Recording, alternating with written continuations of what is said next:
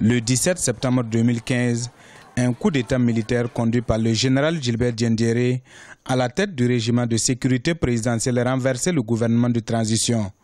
Et pour une sortie de crise, la médiation conduite par la CEDEAO, la communauté économique des États de l'Afrique de l'Ouest, a abouti à un projet de compromis ce dimanche 20 septembre 2015 à Ouagadougou au Burkina Faso. Ce projet d'accord politique de sortie de crise prévoit entre autres la participation aux élections des candidats pro-Compaoré et l'amnistie des putschistes. Le Conseil national de transition s'abstiendra de légiférer sur des sujets autres que ceux relatifs à l'organisation des élections et à la mise en œuvre du présent accord. 8.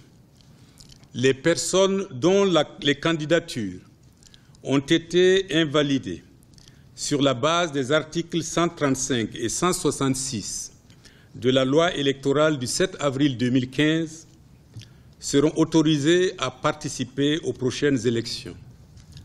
À cet égard, les dispositions nécessaires seront prises avant le 30 septembre 2015.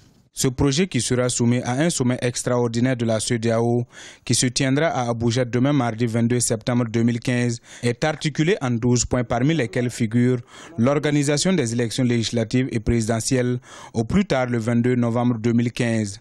Le sort du régiment de sécurité présidentielle à l'origine du coup d'État est laissé à l'appréciation du président issu des prochaines élections. Même si je comprends que le souci, c'est d'aider le Burkina Faso à sortir de la crise, il aurait été quand même indiqué que nous puissions en discuter pour que tout le monde prenne un peu connaissance de la quintessence de toutes ces dispositions qui sont prises. Nous tenons à remercier les chefs d'État de la CEDEAO pour le soutien qu'ils ont apporté à notre pays.